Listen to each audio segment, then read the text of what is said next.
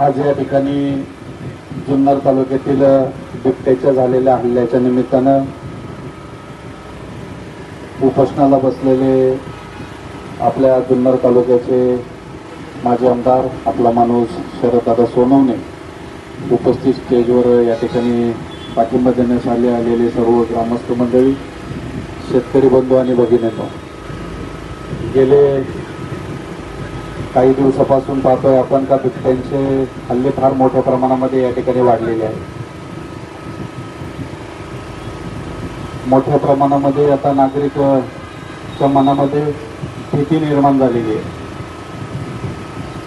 अनेक हल्ले होत असताना लहान मुलापासून तर मोठ्यांपर्यंत हल्ले झालेले आपण पाहिले. बिबट्यांचं प्रमाण मोजता येणार नाही एवढी बिबट्यांची संख्या या ठिकाणी झालेली आहे. अनेक वेळेला प्रशासनामध्ये वेळोवेळी सर्व नेते मंडळी तालुक्यातील आवाज उठवताना आपण पाहिले, परंतु दादांना या निमित्तानं मी धन्यवाद देतो सर्व नागरिकांच्या माध्यमातून की आपण आत्ता जो उपोषणाचा मुद्दा हातात घेतला आहे त्याबद्दल आपल्याला धन्यवाद देतो, आपलं अभिनंदन करतो आणि विनंती अशी करतो का आता आम्ही सर्व मंडळी तुमच्या बरोबरीने आहोत. शेतकरी वर्ग असेल, तरुण असेल, महिला असेल, राज्यातले सर्व नेते मंडळी या ठिकाणी बरेच जण येऊन गेले, त्याचबरोबर तालुक्यातले सगळे पक्षातले सर्व प्रमुख असतील.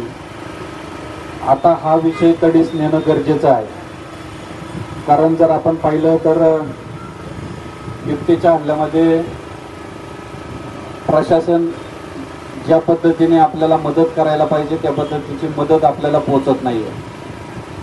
आता असं झालंय की पिंजऱ्यांमध्ये बिबट्या ठेवायचा का आपणच चिलगती घालून फिरायचं हे आता आपल्याला कळत नाही.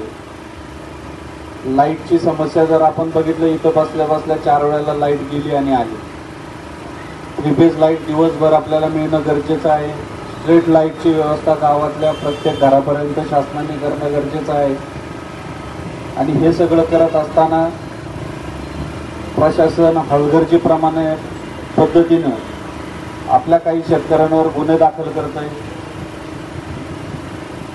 योग्य प्रकारची खबरदारी प्रशासन त्या ठिकाणी घेत नाही.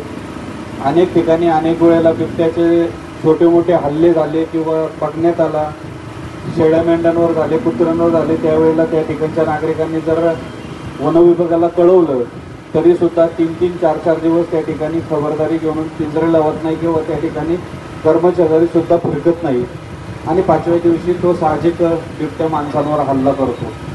म्हणजे अगोदर सूचना दिली तरी त्या ठिकाणी प्रशासन सहकार्य करत नाही.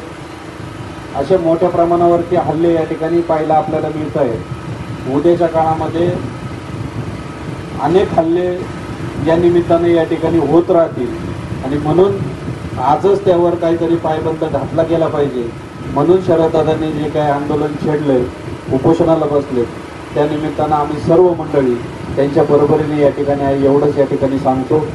मी विघ्नर परिवारातील आमचे सर्व सहकारी, संचालक किंवा सर्व सदस्य, मित्रपरिवार दादा या तुमच्या उपोषणाला या ठिकाणी पाठिंबा देतो आणि उद्याच्या काळामध्ये आपण या निमित्तानं जे आंदोलन छेडाल त्या आंदोलनामध्ये आम्ही सर्व मंडळी प्रथम क्रमांकाने आपल्या बरोबरीने सहभागी असू एवढंच या ठिकाणी सांगतो आणि थांबतो. धन्यवाद.